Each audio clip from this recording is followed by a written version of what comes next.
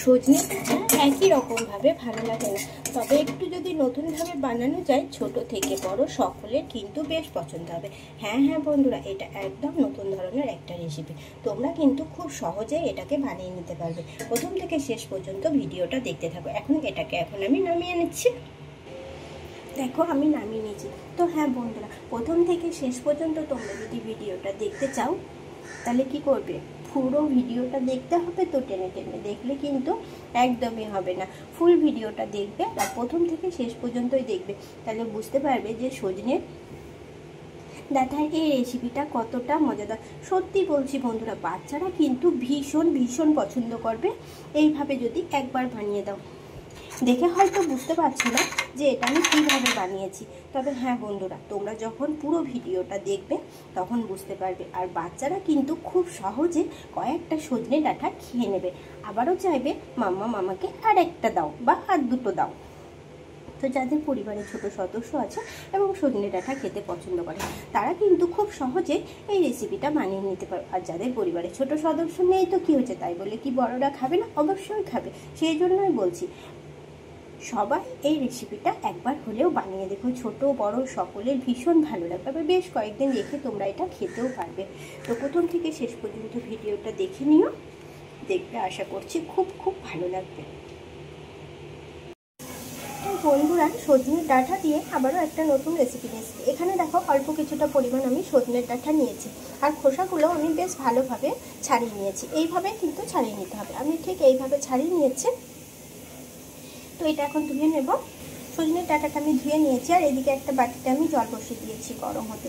জলে দিয়ে নেবো একদম সামান্য পরিমাণ একটু লবণ, আর দিয়ে নেবো অল্প একটু পরিমাণ হলুদ। যেহেতু এখানে আমি অল্প করে নিয়েছি, তোমরা যদি বেশি নিতে চাও তবে হ্যাঁ লবণটা কিন্তু একদমই বেশি দেবে না, একদম নামমাত্র না দিলে নয় তাই। তো চলো আগে এটাকে একটু লবণ একটু হলুদ দিয়ে জলে একটু ভালোভাবে একটা সেদ্ধ করে নিই। এখানে আমি একটা বাটি বসিয়ে নিয়েছি, বাটিতে দেখো আমি দিয়ে নিলাম ডাঁটাগুলো। এখন দিয়ে নেবো অল্প একটু লবণ, অল্প একটু হলুদ, একদম অল্প করে একটু লবণ দিয়ে নিলাম। হলুদ গুঁড়ো তাই দেখো একদম নামমাত্র অল্প একটু দিয়ে নেব। এখন দেখতেই পেলে যে কত অল্প একটু দিয়ে নিলাম। এবার এটাকে হালকা করে খানিকটা আমি সেদ্ধ করে নেব। এই ডাঁটাগুলো দেখো আমি নামিয়ে নিয়েছি, আর এটা কিন্তু বেশ ঠান্ডা হয়ে গেছে, আর জল থেকে আমি উঠিয়েও নিয়েছি। এখানে কিন্তু দেখো একটুও জল নেই, এই দেখো একটুও জল নেই। তো দেখো এরপরে কি করে এটা আমি বানাই দেখতে থাকো। এখানে আমি একটা কড়াই বসিয়ে নিয়েছি, এখন হচ্ছে গ্যাসটা ধরিয়ে দেবো। গ্যাসটা ধরিয়ে নিলাম, আর কড়াই দিয়ে নেবো অল্প সামান্য একটু জল। এখানে দেখো আমি গ্যাসটাও ধরিয়ে নিয়েছি, কড়াইয়ে আমি জলও বসিয়ে নিয়েছি। জলটা দেখো একদম অল্প দিয়েছি, যেহেতু আমি এখানে সজনে ডাঁটাটা অল্প নিয়েছি, আমরা এটাকে ছুটিও বলে থাকি। তো যাই হোক আমি ছুটিটাই বেশি বলি, সজনে ডাঁটা বললাম, এতে করে বুঝতে সুবিধা হবে। বেশিরভাগ মানুষই সজনে ডাঁটা বলে, কিন্তু আমার মাদের ওদিকে এটাকে ছোটোবেলাতে আমরা হচ্ছে ছুটি বলতাম, এখনও বলি ওখানে গেলে, আর এদিকে দেখি বেশিরভাগ সজনে ডাঁটা বলে। তো যাই হোক, সজনে ডাঁটা বাচ্চারা কিন্তু এমনিতে সচরাচর খেতে চায় না, তবে এইভাবে যদি বানিয়ে দেওয়া যায় তখন কিন্তু খুব সহজেই খেয়ে নেবে। দেখো জলটা কিন্তু খুব ভালোভাবে গরম হয়ে গেছে। এখন দিয়ে নেব পরিমাণ মতন চিনি। চিনিটা যেহেতু আমি ডাঁটাটা অল্প নিয়েছি, সেই জন্য চিনির পরিমাণটা আমি যতটা লাগবে ঠিক ততটাই দিলাম। তোমরা যদি সজনে ডাঁটাটা একটু বেশি পরিমাণে নাও তাহলে এখানে চিনির পরিমাণটা একটু বাড়িয়ে নেবে, তবে জলটা কিন্তু অতিরিক্ত দেবে না, যেহেতু এখানে চিনিটাও কিছুটা গলে যাবে, কিছুটা বলতে সম্পূর্ণই গলে যাবে, তখন কিন্তু এটা একটু পাতলা হয়ে যাবে। তো সেই জন্য বলছি জলটা কিন্তু বেশি নেবে না, অল্প করে নেবে। তো চলো এটা এখন একটু খুন্তিতে একটু নেড়ে চেড়ে নেবো। খুন্তি দিয়ে আমি চিনিটাকে একটু এইভাবে নেড়ে চেড়ে নিচ্ছি। যেহেতু জিনিসটা আমি অল্প করে বানাচ্ছি সেই জন্য আমি চিনিটাও অল্প করে নিয়েছি, কিন্তু চারি সাইডে কিন্তু বেশি ছড়াবো না, এতে করে কি হবে কড়াইটা চারি সাইডে বেশি করে তখন লেগে যাবে। দেখো চিনিটা প্রায় গলে এসেছে।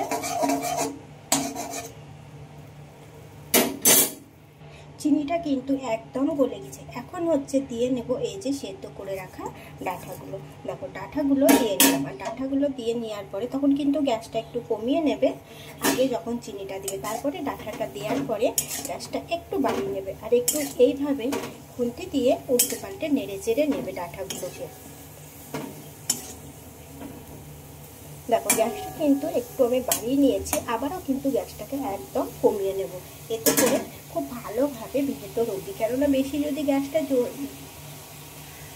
বাড়ানো থাকে সেক্ষেত্রে সাইডগুলো বেশিরভাগ লেগে যাবে। তো সেই জন্য গ্যাসটা দেখো আমি কমিয়ে নিলাম, আর এইভাবে একটু বারবার নেড়ে চেড়ে দেবো। বললাম যে সজনে ডাঁটা কিন্তু সচরাচর বাচ্চারা খেতে চায় না, কিন্তু তোমরা একবার এইভাবে বানিয়ে দিয়ে দেখো, আশা করছি ওরা অনেক অনেক মজা করে খাবে। বেশ হাতে ধরে এগুলোকে ওরা খেতে পারবে, যেহেতু এটা একটু মিষ্টি মিষ্টি লাগবে সেই জন্য খেতে পারবে। তবে হ্যাঁ, এখনও কিন্তু শেষ হয়নি, সম্পূর্ণ ভিডিওটা কিন্তু তোমাদেরকে দেখতে হবে, না দেখলে বুঝতে পারবে না। আর এটা তোমরাও খেতে, বড়রাও খেতে পারবে, খুব ভালো লাগে খেতে। একবার বানিয়ে দেখো, এটা খেতে কিন্তু অসাধারণ লাগে। দেখো এটা কিন্তু এইভাবেই বারবার একটু নেড়ে চেড়ে দিতে হবে।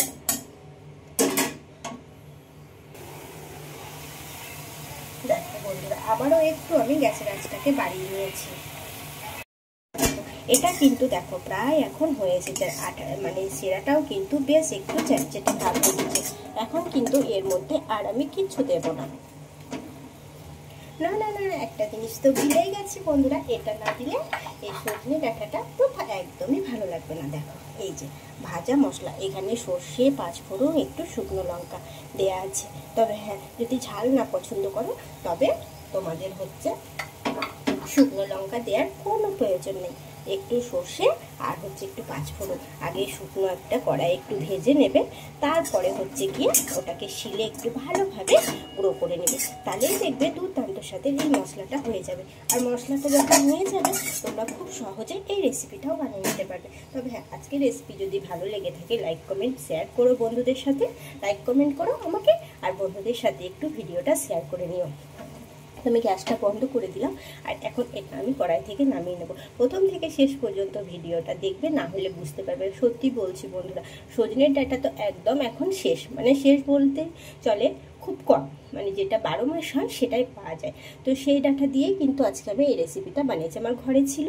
আর এটা কিন্তু প্রায় মাঝে মধ্যে যখন একটু কিছু মানে মিষ্টি কিছু খেতে ইচ্ছে করে, সজনের ডাঁটা দিয়ে এই রেসিপিটা বানিয়ে নিই, খেতে কিন্তু বেশ লাগে। তোমরা শুধু শুধুই এটা খেতে পারো। তো চলো এখন এটাকে নামিয়ে নিই। তো আজকের মতো টাটা বন্ধুরা, ভালো থেকো, সুস্থ থেকো।